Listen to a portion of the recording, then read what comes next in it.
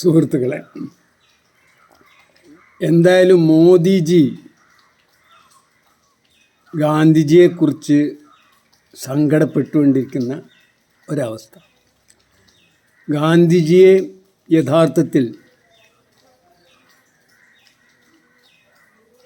വേണ്ട പോലെ ലോകം അറിഞ്ഞിട്ടില്ലെന്നും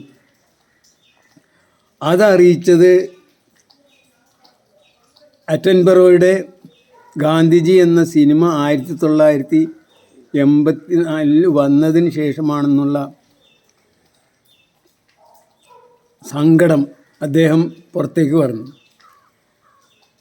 ഗാന്ധിജിയെ യഥാർത്ഥത്തിൽ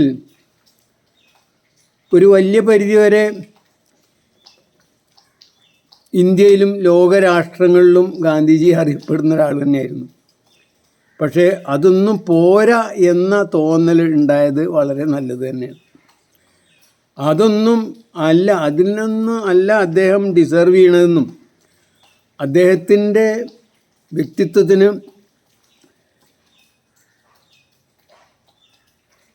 അർഹതപ്പെട്ടത് അതൊന്നും അല്ല എന്നായിരുന്നു യഥാർത്ഥത്തിൽ നമ്മുടെ മഹാനായ പ്രധാനമന്ത്രി മോദി പറഞ്ഞത്. അത് ശരി തന്നെയാണെന്ന് ഒരഭിപ്രായം എനിക്കുണ്ട്. കാരണം ഗാന്ധിജിയെ യഥാർത്ഥത്തിൽ ലോകം കൃത്യമായി മനസ്സിലാക്കി എന്ന അഭിപ്രായം എനിക്കില്ല. കാരണം ഗാന്ധിജി ലോകത്തിൽ ഇന്നേ വരെയുള്ള സാമൂഹ്യ പരിഷ്കർത്താക്കളിൽ ഏറ്റവും കൂടുതൽ ലീപ്പുണ്ടാക്കിയ, എടുത്തുചാട്ടുണ്ടാക്കിയ ഒരു മനുഷ്യനാണ് അദ്ദേഹം. അന്ന് വരെ ഏകദേശം മനുഷ്യൻ ചരിത്രം തുടങ്ങിയ അന്ന് മുതൽ യഥാർത്ഥത്തിൽ പ്രശ്നപരിഹാരം നേരിടാൻ പലപ്പോഴും ഉപയോഗിച്ചിരുന്നത് ബ്രൂട്ട് ഫോഴ്സാണ്, അല്ലെങ്കിൽ ഫിസിക്കൽ ഫോഴ്സായിരുന്നു. അതായത് മറ്റുള്ളവനെ നശിപ്പിച്ചിട്ട്, മറ്റുള്ളവനെ കീഴടക്കിയിട്ട്, ഫിസിക്കലായിട്ട് കീഴടക്കിയിട്ട് ആണ് പ്രശ്നപരിഹാരം നടത്തിയിരുന്നത്. ആ ഇക്വേഷൻ ചരിത്ര തുടങ്ങിയ കാലം മുതലേ നമുക്കറിയാം. മാത്രമല്ല, അങ്ങനെ ബ്രൂട്ട് ഫോഴ്സ് ഉള്ളവനാണ് വമ്പൻ എന്നും അവനാണ് യഥാർത്ഥ വീരപുരുഷൻ എന്നും ഒക്കെ നമുക്കറിയാം. അലക്സാണ്ടർ ദ ഗ്രേറ്റ് പോലുള്ള എത്രയോ മഹാന്മാർ, ചക്രവർത്തിമാർ, അവരുടെയൊക്കെ മെച്ചം എന്താണെന്ന് വെച്ചാൽ ഏറ്റവും കൂടുതൽ ആൾക്കാരെ കൊന്ന് അവർക്ക് കീഴടക്കാൻ കഴിഞ്ഞു എന്നുള്ളത് തന്നെയാണ് അർത്ഥം. ആ ഒരു ഇക്വേഷൻ്റെ ഭാഗം തന്നെ ആയിരിക്കണം ഈ കോളനി വൽക്കരണം നടന്നതിനർത്ഥം. യൂറോപ്പിലുള്ള വിഭവദാരിദ്ര്യമുള്ള യൂറോപ്യന്മാർ ലോകം മുഴുക്കെ കീഴടക്കാനായിട്ട് കപ്പലുകളുടെ സയൻസും വെടിമരുന്നിൻ്റെ സയൻസും ഉപയോഗിച്ച് സുന്ദരമായി പീരങ്കികളൊക്കെ കപ്പലുകളിൽ മൗണ്ട് ചെയ്തിട്ട് ലോകം മുഴുക്കെ കീഴടക്കാനുള്ള ഒരു നായാട്ട് നടത്തി. അതൊക്കെ തന്നെ യഥാർത്ഥത്തിൽ, അതായത് അവർക്ക് മറ്റുള്ളവരുടെ ഭൂമിയും സ്വത്തും വേണം, അതായിരുന്നു അവരുടെ കോൺഫ്ലിക്റ്റ്. അതിനുള്ള പരിഹാരമായിട്ടാണ് അവർ ആയുധങ്ങൾ ഉപയോഗിച്ച് അതായത് നശീകരണ ആയുധങ്ങൾ ഉപയോഗിച്ച് ലോകം മുഴുക്കെ കീഴടക്കിയത്. അത് ഈ കീഴടങ്ങുന്നത് മനുഷ്യനെ സംബന്ധിച്ചിടത്തോളം കുറച്ചും കൂടി ഉയർന്ന തലത്തിലാവണം എന്നും, അതായത് അഹിംസാ രീതിയിൽ സ്നേഹം, സഹകരണം,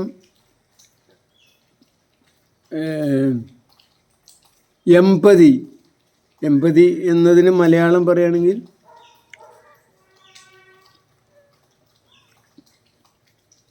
മറ്റുള്ള ആൾക്കാരുടെ പ്രശ്നങ്ങൾ സ്വന്തം പ്രശ്നങ്ങളായിട്ട് കാണാനുള്ള ആ ഒരു മാനസിക വളർച്ച അല്ലെങ്കിൽ സാംസ്കാരിക നിലവാരം, ഇതൊക്കെയാണ് യഥാർത്ഥത്തിൽ മനുഷ്യനുണ്ടാക്കിയ പ്രശ്നങ്ങൾ സോൾവ് ചെയ്യാൻ ആവശ്യം. അതുകൊണ്ട് മനുഷ്യന് എറ്റേണലായിട്ട്, മറ്റേതൊക്കെ ടെമ്പററി ആയിട്ടുള്ള വിജയം ഉണ്ടാകുമെങ്കിൽ ഇത്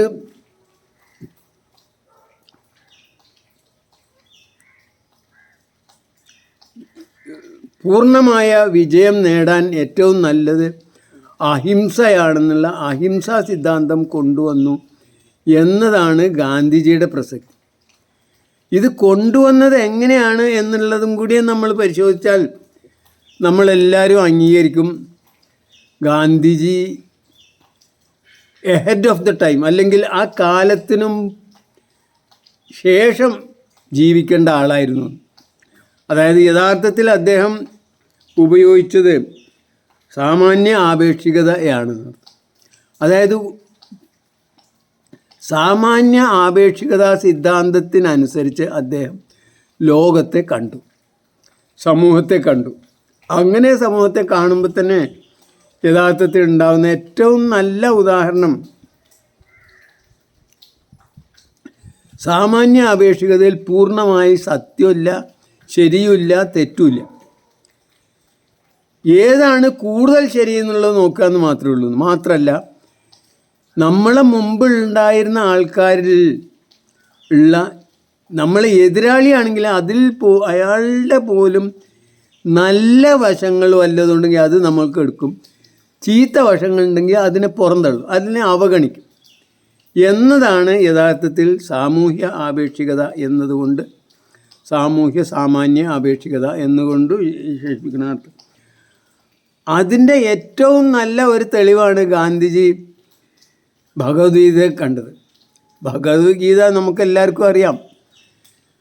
എന്തിന് സ്വന്തം ജ്യേഷ്ഠാനിയന്മാരുടെ മക്കൾ തമ്മിലുള്ള അധികാരത്തിന് വേണ്ടിയുള്ള ഒരു യുദ്ധമാണ്, നശിപ്പിക്കലാണ്.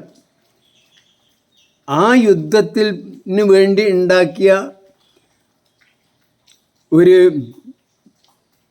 കൃതിയെ, അതിൽ നിന്ന് അദ്ദേഹം മനുഷ്യ സ്നേഹത്തിൻ്റെയും ഉദാത്തമായ സേവനത്തിൻ്റെയും മുത്തുകൾ പെറുക്കിയെടുത്തിട്ട് അതാണ് അദ്ദേഹം കാണിച്ചു തരുന്നത്. അതായത് ഗാന്ധിജിയെ സംബന്ധിച്ചിടത്തോളം എത്ര വൃത്തികെട്ട വസ്തുവാണെങ്കിൽ പോലും, എത്ര നിഷേധാത്മകവും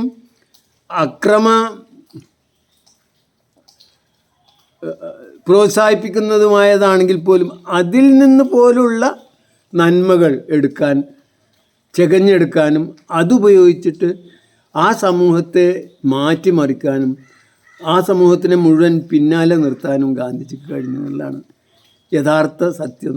അതായത് സാമാന്യ ആപേക്ഷികതാ സിദ്ധാന്തം എന്നത് 1915 വന്നെങ്കിൽ പോലും അത് പൂർണ്ണമായിട്ടും ശരിയാണെന്നോ ഒരു സിദ്ധാന്തം എന്നുള്ള നിലക്ക് അവതരിപ്പിക്കുക മാത്രമേ ചെയ്തിരുന്നുള്ളൂ.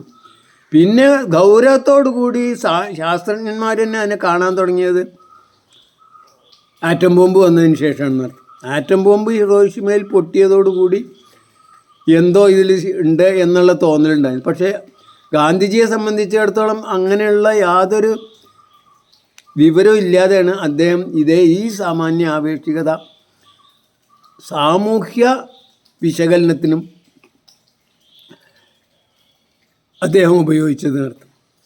അപ്പോൾ അതനുസരിച്ച് അദ്ദേഹം,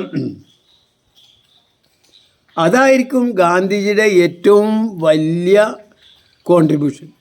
അതുകൊണ്ട് തന്നെ യഥാർത്ഥത്തിൽ അദ്ദേഹം കാലങ്ങൾക്കും മുമ്പേ വന്ന ഒരു ബുദ്ധിജീവിയാണെന്ന് അർത്ഥം. അതായത് ഒരു മനുഷ്യകുലം കണ്ട ഏറ്റവും വലിയ ബുദ്ധിജീവികളിലൊരാളാണ്, മഹത്തായ ബുദ്ധിജീവികളിലൊരാളാണ് ഗാന്ധിജി. അദ്ദേഹം യഥാർത്ഥത്തിൽ നമുക്കെല്ലാവർക്കും അറിയാം, ഏതൊരു ഉപകരണങ്ങൾ വളർന്നതിന് ശേഷം പിന്നീടാണ് സാമൂഹ്യ തലത്തിൽ, സാമൂഹ്യ നിയമങ്ങളിൽ, സാമൂഹ്യ ബന്ധങ്ങളിലൊക്കെ മാറ്റങ്ങൾ വരിക. ഈ നിയമത്തെ പോലും തെറ്റിച്ച് സാമൂഹ്യ ബന്ധങ്ങൾ ആദ്യം, അതായത് ഈ സാമാന്യ ആപേക്ഷിക സിദ്ധാന്തം കൃത്യമായിട്ട് ലോകത്ത് പ്രയോഗവൽക്കരിക്കുന്നതിനും അത് പൂർണ്ണമായിട്ടും അംഗീകരിക്കുന്നതിനും മുമ്പ് തന്നെ സാമാന്യ ആപേക്ഷികത അനുസരിച്ച് കൂടുതൽ ശരി ഏതാണെന്ന് മനസ്സിലാക്കി, അതേപോലെ തന്നെ വേണ്ടാത്ത വസ്തുക്കൾ നമ്മളെ മുൻ തലമുറകൾ ഏതൊരു സംഭവമായിക്കോട്ടെ, ഏതൊരു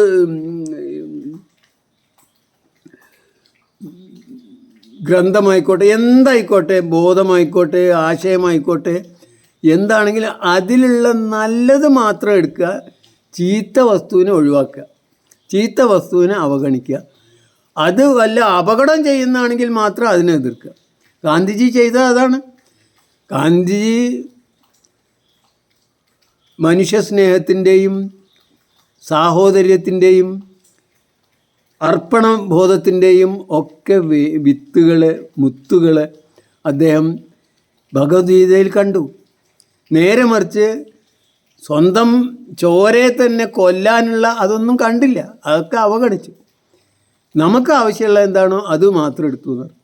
ആ രീതിയിലാണെങ്കിൽ എല്ലാ മതങ്ങളും യഥാർത്ഥത്തിൽ ശാസ്ത്രീയമാണ്.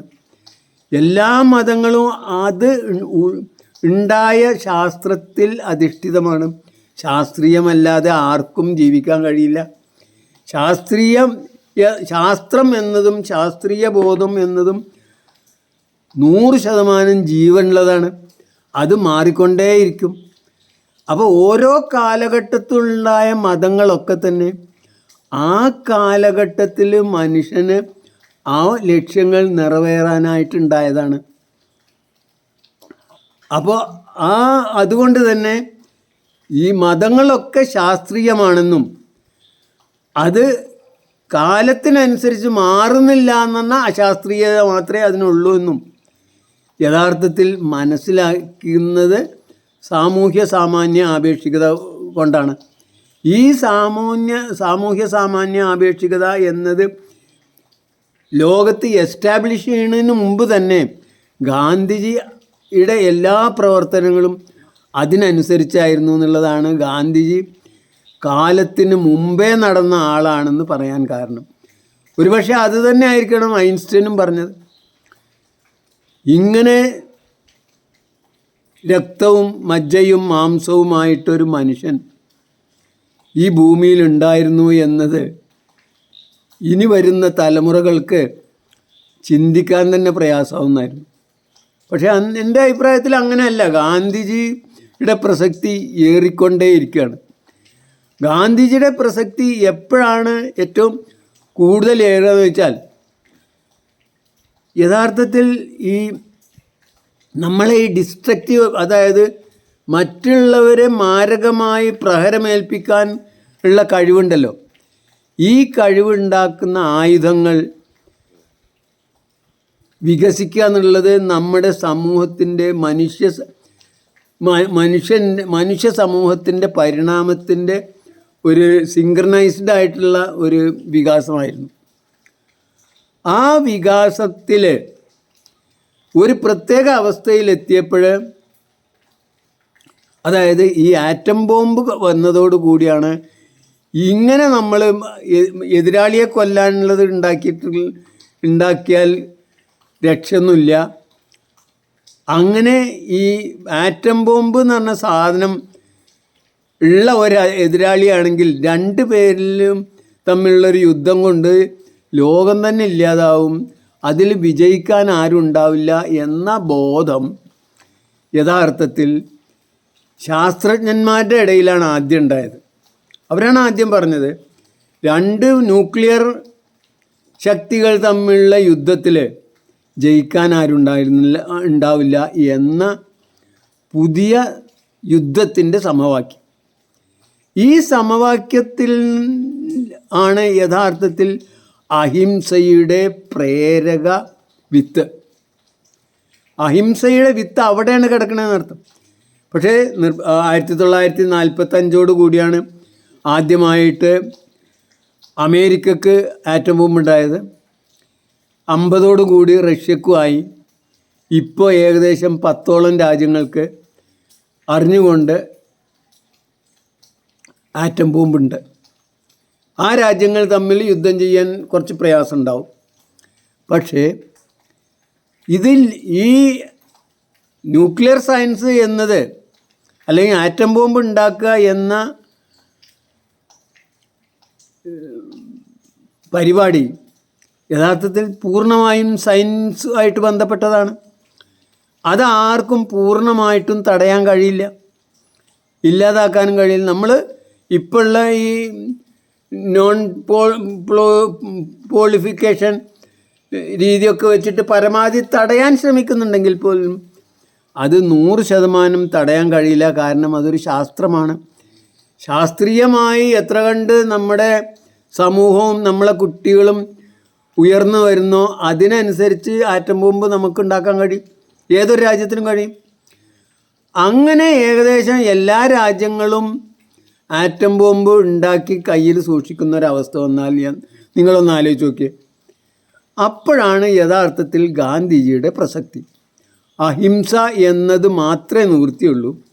നമ്മൾ തമ്മിൽ ഒരാളോട് അഭിപ്രായ വ്യത്യാസം ഉണ്ടെങ്കിൽ ആ അഭിപ്രായ വ്യത്യാസത്തിന് വേണ്ടി ഒന്നിച്ചിരുന്ന് ഒരു മേശയ്ക്ക് ചുറ്റും ഇരുന്നിട്ട് പ്രശ്നങ്ങൾ അന്യോന്യം പങ്കുവെച്ച് അതിൽ എത്ര കണ്ട് വിട്ടുവീഴ്ച ചെയ്യാം എന്ന രീതിയിലേക്ക് ഈ കോൺഫ്ലിക്റ്റ് റെസൊല്യൂഷൻ അല്ലെങ്കിൽ അഭിപ്രായ വ്യത്യാസങ്ങൾ പരിഹരിക്കുന്ന രീതി അതിനുശേഷമാണ് പ്രസക്തമാകുന്നത്.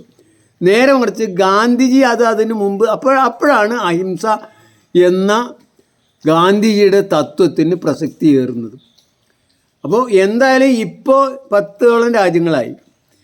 ഇത് എന്തായാലും പിടിച്ചെടുക്കാൻ ഇപ്പോൾ ഈ പ്രജാവിദ്യാഭ്യാസത്തിൽ കുഞ്ഞുങ്ങളുടെ ധിഷണാശക്തിയും ജിജ്ഞാസയും ഒക്കെ ഇല്ലാതാക്കാൻ കഴിയുമെങ്കിൽ പോലും യഥാർത്ഥത്തിൽ പൗരവിദ്യാഭ്യാസം, അതായത് ജനാധിപത്യ വിദ്യാഭ്യാസം സ്കൂളുകളിൽ വരികയാണെങ്കിൽ വളരെ പെട്ടെന്ന് കുഞ്ഞുങ്ങളൊക്കെ തന്നെ വളരെ അവരുടെ ബുദ്ധി തലച്ചോറും ഒക്കെ ശരിക്കും ഉപയോഗിക്കാൻ കഴിയുകയും അവരൊക്കെ തന്നെ വളരെ പെട്ടെന്ന് കാര്യങ്ങൾ പരിഹരിക്കാനും പുതിയ പുതിയ കാര്യങ്ങൾ കണ്ടെത്താനും കഴിയും എന്നുള്ള യാതൊരു സംശയവും എനിക്കില്ല.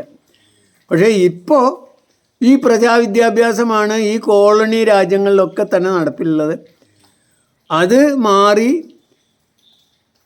ഒരു സ്വതന്ത്ര പരിസരത്ത് സ്വാതന്ത്ര്യത്തോടു കൂടി അധ്യാപകനും വിദ്യാർത്ഥിയും കാര്യങ്ങൾ മനസ്സിലാക്കാനും പഠിക്കാനും പഠിപ്പിക്കാനും ഉള്ള അവസരം ഉണ്ടെങ്കിൽ കുഞ്ഞുങ്ങളെ ഒരിക്കലും ഈ പ്രജാബോധം ഇല്ലാതാവും. ആ പ്രജാബോധം ഇല്ലാതായി ശരിക്കും ഒരു സിറ്റിസൺ, പൗരൻ, ഒരു റിപ്പബ്ലിക്കിലെ അതല്ലെങ്കിൽ പരമാധികാര റിപ്പബ്ലിക്കിലെ പൗരൻ ആവുകയാണെങ്കിൽ യാതൊരു സംശയമില്ല ഇതൊക്കെ വളരെ എളുപ്പത്തിൽ നടക്കുന്ന ഒരു കാര്യമാണ്. ഇന്ന് അങ്ങനെയല്ല എന്നുള്ളത് നമ്മൾ അംഗീകരിച്ചു. പക്ഷേ അങ്ങനെ ആവില്ല എന്നൊന്നും ആരും പറയണ്ട. ഇന്ന് അല്ല എന്നേ ഉള്ളൂ, നാളെ അങ്ങനെ ആവാം. അങ്ങനെ ആയാൽ എല്ലാ രാജ്യങ്ങൾക്കും ഈ ആറ്റം ബോംബ് എന്ന് പറഞ്ഞാൽ അത്ര വലിയ ഒരു കേര മലയൊന്നും ആവില്ല. അപ്പോൾ അതുകൊണ്ട് തന്നെ എല്ലാവർക്കും ആറ്റം ബോംബ് ഉണ്ടായി കഴിഞ്ഞാലോ പിന്നെ യാതൊരു സംശയമില്ല, ഇങ്ങനെ നമുക്ക് അന്യോന്യം കൊന്നിട്ട് നമുക്ക് ജീവിക്കാൻ കഴിയില്ല. നമുക്ക് ഒരു അഭിപ്രായ വ്യത്യാസങ്ങൾ എങ്ങനെ പരമാവധി രണ്ടുപേർക്കും വലിയ പ്രയാസമില്ലാതെ രണ്ടുപേർക്കും അംഗീകരിക്കാവുന്ന രീതിയിൽ അതെങ്ങനെ സോൾവ് ചെയ്യാം എന്ന രീതിയിലേക്ക് ഒരു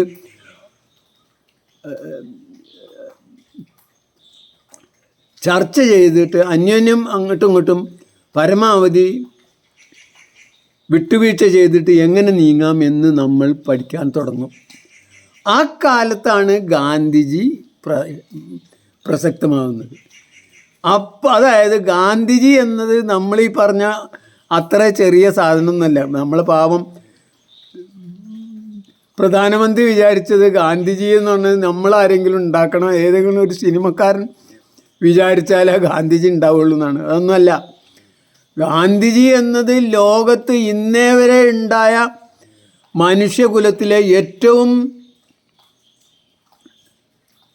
ആധുനിക കാലത്തെങ്കിലും ഏറ്റവും തിളങ്ങി നിൽക്കുന്ന ഒരു പ്രവാചകനാണ്. അതിലും വലിയൊരു വ്യക്തിത്വം ഉണ്ടെന്ന് തോന്നുന്നില്ല. ഈവൻ ഐൻസ്റ്റനെ പോലും ഞാനൊരു ശാസ്ത്ര വിദ്യാർത്ഥിയാണ്. ഐൻസ്റ്റനെ പോലും ഞാൻ അതിന് താഴെ കാണുന്നുള്ളൂ.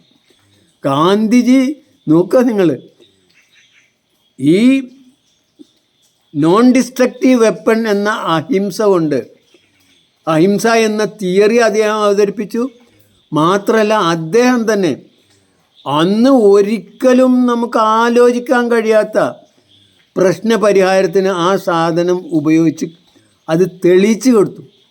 ചമ്പാരനിലെ നീലം കർഷകരുടെ മറ്റ് അതിനുശേഷം അദ്ദേഹത്തിൻ്റെ ജീവിതത്തിൽ അദ്ദേഹം കാണിച്ചതൊക്കെ തന്നെ അദ്ദേഹം അവതരിപ്പിച്ച അഹിംസയാണ് ശരി.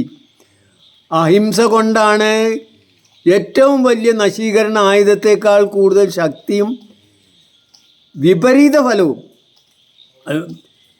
ഈ ഡിസ്ട്രക്റ്റീവ് ആയുധം കൊണ്ട് നമ്മൾ കീഴടക്കിയാലും പോലും അത് മാനസികമായ കീഴടക്കൽ നടക്കാൻ കഴിയില്ല.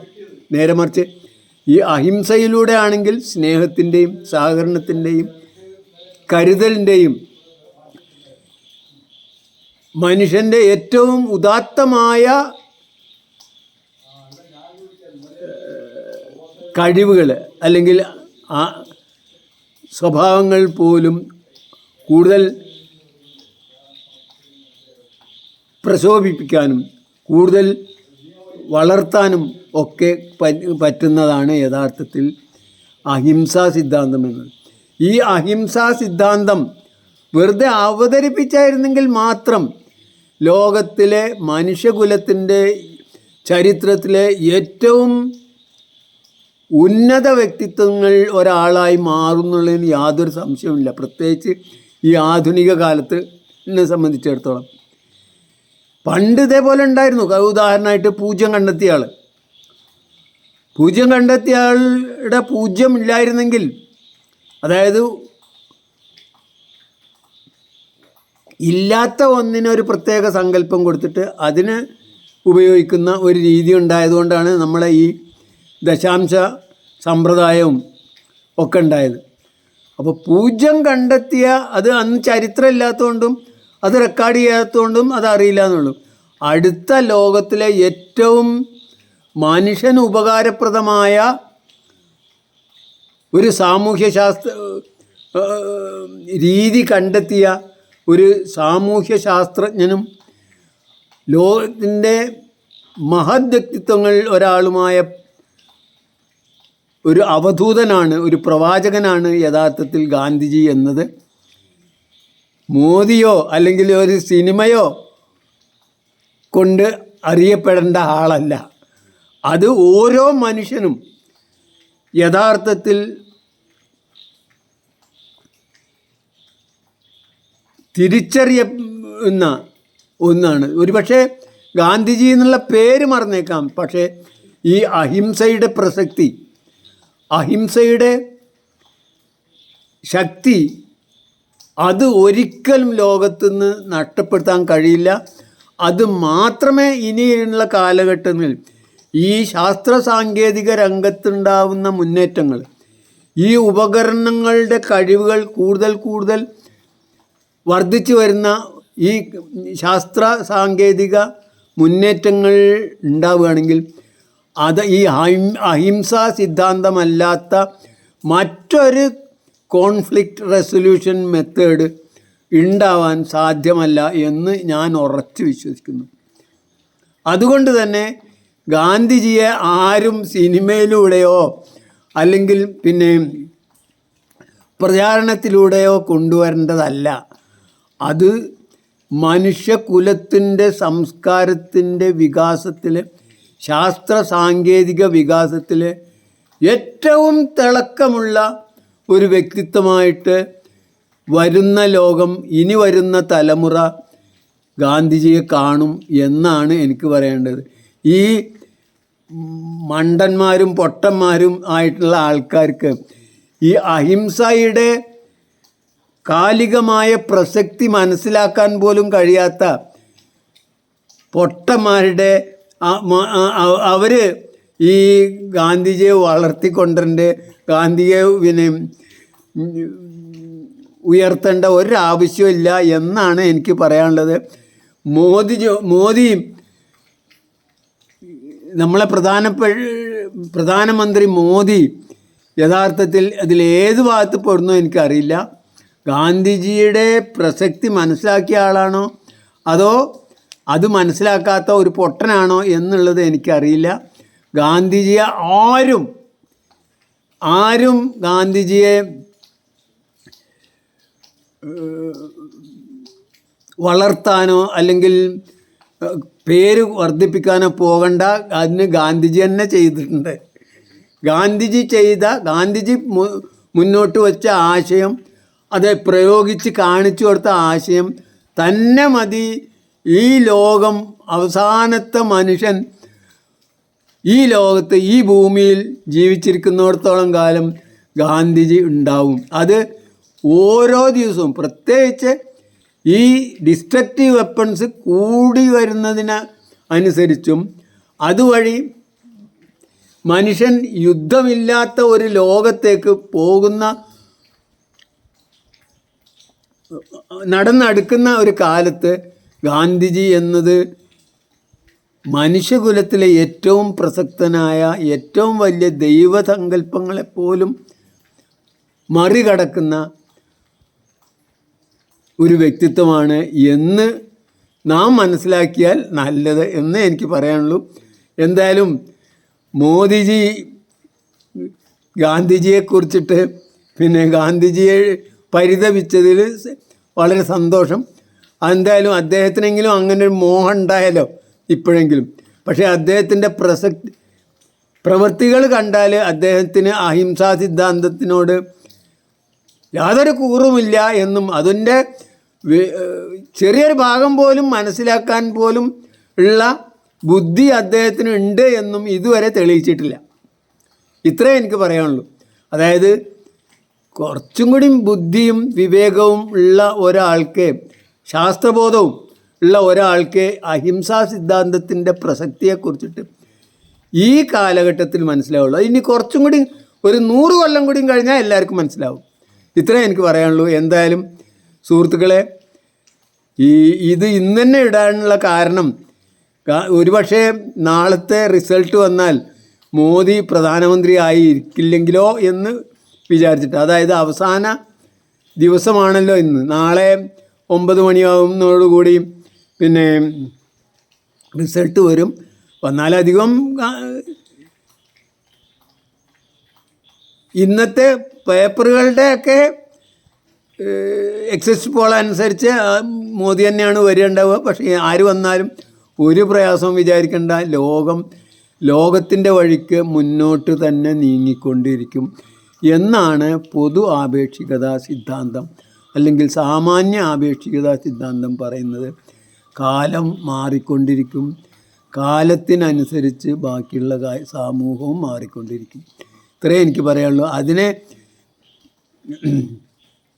തിരിച്ചു നടത്താനോ അല്ലെങ്കിൽ പിടിച്ചു നിർത്താനോ ഒരു ശക്തിക്കും, മോദിക്ക് പോലും, അല്ലെങ്കിൽ ഇങ്ങനെ പിന്നെ ഒരു നാഷണലിസ്റ്റ് ആയിട്ട് നടക്കുന്ന അല്ലെങ്കിൽ സങ്കുചിത തത്വശാസ്ത്രങ്ങൾ കൊണ്ട് നടക്കുന്ന ആൾക്കാർക്ക് കഴിയില്ല എന്നാണ് എനിക്ക് പറയാനുള്ളത്. അതായത് പിന്നെ കാരവൻ മുന്നോട്ട് നീങ്ങിക്കൊണ്ടേയിരിക്കും, പട്ടികൾ കുറച്ചിട്ട് കാര്യമൊന്നുമില്ല എന്നതേ എനിക്ക് പറയാനുള്ളൂ. അപ്പോൾ അതേപോലെ ഈ കാരവനിലെ ഒരംഗമായിട്ട് ഇരിക്കാനോ അതല്ല ഒരു പട്ടിയായിരിക്കാനോ നിങ്ങൾക്ക് ഓരോ വ്യക്തിക്കും അവകാശമുണ്ട്. അത് ചെയ്യാവുന്നതാണ്.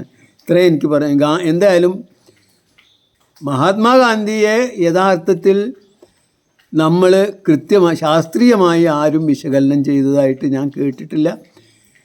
മാത്രമല്ല അദ്ദേഹത്തിൻ്റെ അഹിംസാ സിദ്ധാന്തമാണ് ഇനി വരുന്ന കാലഘട്ടത്തിലെ മനുഷ്യൻ്റെ ഏക ആയുധമെന്നും അതിനുള്ള വഴികളും അതിനുള്ള മണവും ചൂരും ഒക്കെ യഥാർത്ഥത്തിൽ ഇപ്പോൾ മെല്ലെ മെല്ലെ തെളിഞ്ഞുകൊണ്ടിരിക്കുന്നുണ്ട്. ഇപ്പോൾ ഉദാഹരണമായിട്ട്